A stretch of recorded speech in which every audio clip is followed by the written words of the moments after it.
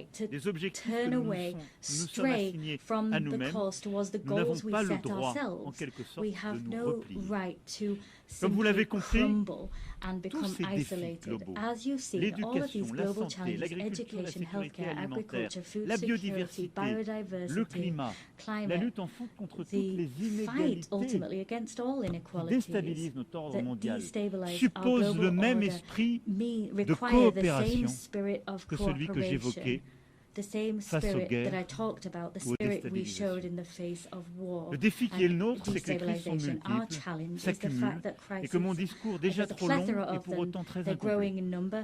Mais je vous rassure, je vais l'arrêter là. My speech was long and Mais quite je vais comprehensive, but vous I dire do reassure avec you I'm beaucoup de coming force, to an end. But I forcefully say to malgré you tout once more, cela, la in liste spite of all longue that, in qui spite of parfois the donne le long list sentiment that que nous sometimes gives pourrions the être impression accablés, that we might be overwhelmed, notre devoir our est duty de rester debout is et de to continuer remain à on agir our feet and to ensemble. continue to act Il y a together. 80 ans, ceux qui nous 80 ont years précédés ago, étaient those face that à preceded us l'effondrement. were facing La guerre n'était pas facing terminée. collapse. The war hadn't Le finished. pire venait de se produire. The worst had Un just come monde to pass.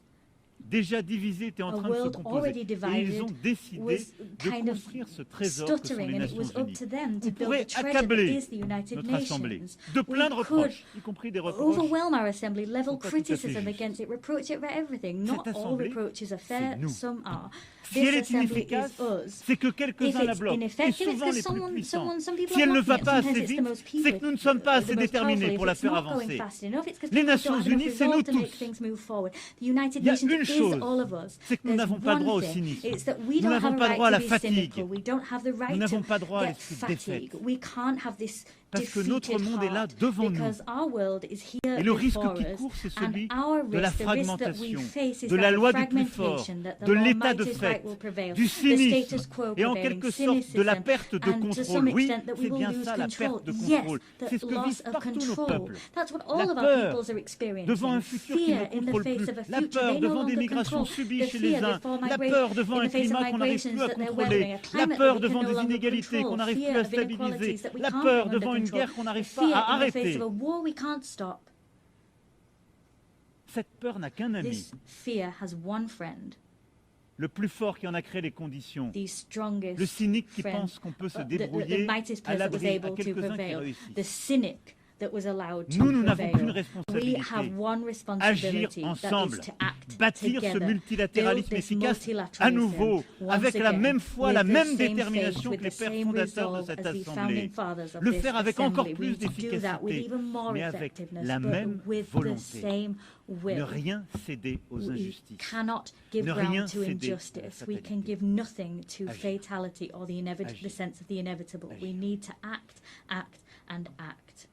Alors c'est à nous de faire. So it's up to us to do just that together. I thank you.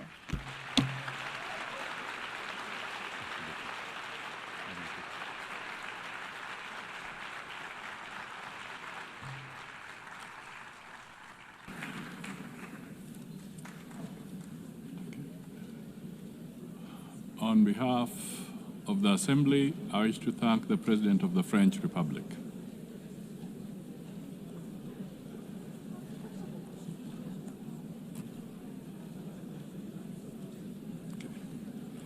The Assembly will now hear an address by His Excellency Sadra Shadia Zaparov, President of the Kyrgyz Republic. I request protocol to escort His Excellency and invite him to address the Assembly.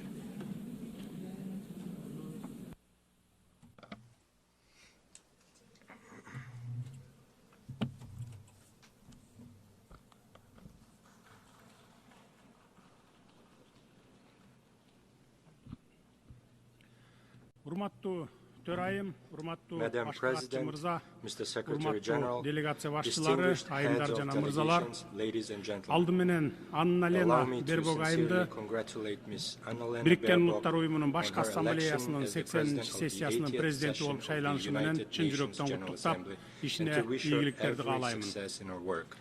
This year, we mark the 80th anniversary of the UN, a unique institution that has stood guard over peace, security, and development for nearly a century.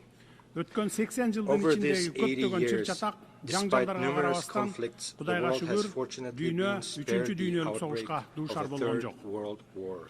The United Nations has undoubtedly played a key role in this achievement. The organization has become not only an international platform for dialogue, but also played a special role in preventing global conflicts. Today, the trend of regionalism in world politics is strengthening. We are witnessing continued price hikes, a shortage of liquidity, and a war of sanctions in the global economy. The threat of terrorism and extremism has spread across all countries. Despite criticism, the UN remains the only true universal organization endowed with both moral authority and institutional capacity. Today, Kyrgyzstan takes pride in the political stability it has achieved and in ongoing social and economic transformation. These achievements did not come easily to us. For us, the price of attaining freedom and independence was very high. But I can state one thing with confidence. we have been able to establish Kyrgyzstan as a state. This achievement allows us to set ambitious goals for the future. International organizations, including the UN, recognize Kyrgyzstan as one of the freest and most stable states on the Eurasian continent with a strong civil society. A large-scale and irreversible fight against corruption and crime is considered a priority area of state policy in Kyrgyzstan. Today, our task is to pursue political modernization and economic development in line with the demands of tomorrow. We are committed to improving the investment climate, building an information society, and establishing fair and transparent public governance.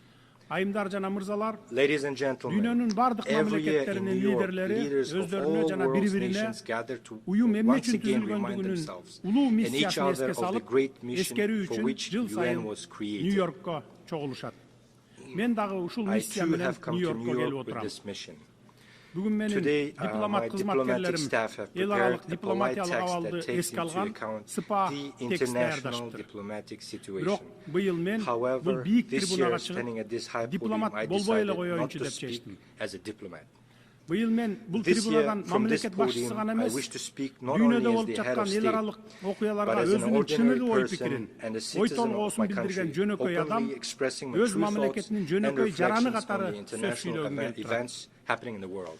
This year marks the fourth time I am delivering a speech at the UN General Assembly. For 3 consecutive years, I came here and delivered pleasant, beautiful words. But today, I have decided to speak openly and directly about the problems that trouble the hearts of millions of people. In different parts of the world, in Europe, the Middle East, Africa, and Asia, new armed conflicts and wars are erupting. Millions of people losing their homes, are forced to abandon their native lands, and millions become victims. Who suffers the most? First and foremost, ordinary people. We cannot turn a blind eye to the suffering of many peoples. Palestine, Ukraine, Sudan, Syria, and others where hostilities continue, civilians are dying and human rights are being violated.